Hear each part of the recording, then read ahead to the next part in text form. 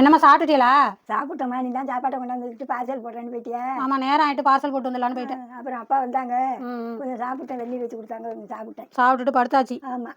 நீ சாப்பிடலையாம்மா? இது இப்போ தான் பார்சல் போட்டு வந்தேன். அவங்ககிட்டயும் உங்கள்கிட்ட ஒரு முக்கியமாக ஒரு செய்தி சொல்லணும். அதுக்காக வந்து என்ன சாப்பிடல, இனிமே தான் போய் சாப்பிடணும். என்னம்மா முக்கியமா? சரி.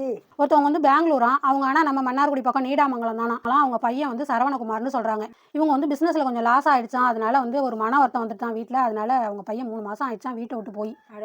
ரொம்ப வருத்தப்பட்டு அவங்க வாட்ஸ்அப்பில் பேசியிருக்காங்க. ரொம்ப கஷ்டமாக இருக்குது அவங்க பேசுகிறத கேட்டாலே. அவ்வளோ கஷ்டமாக இருக்குது.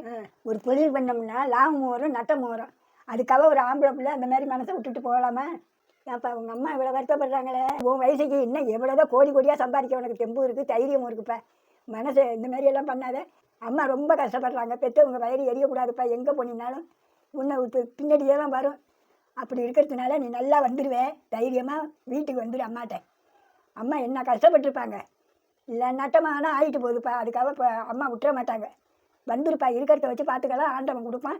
உன்னால் சம்பாதிக்க முடியும். நீ நல்லபடியாக வந்துடுவேன். தயவு செஞ்சு நான் அந்த பாட்டி சொல்கிறேன். ரொம்ப கஷ்டமாக இருக்குது மனசு.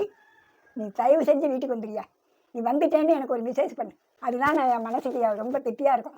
இந்த வீடியோ பார்க்குற நீங்கள் இந்த ஃபோட்டோவை ஷேர் பண்ணுங்கள். அவங்கள பார்த்தீங்கன்னா அவங்கள்ட்ட சொல்லுங்கள். அவங்க அப்பா இல்லை, அவங்க அம்மா தான் கஷ்டப்பட்டு அந்த பையனை வளர்த்துருக்காங்க. அப்பா அவங்க அம்மாட்ட எப்படியாவது கொண்டு சேர்த்துருங்கப்பா. நான் வீட்டுக்கு போயிட்டேன் பாட்டி, எங்கள் அம்மாவை பார்த்துட்டேன்னு சொல்லி மெசேஜில் அனுப்பியா.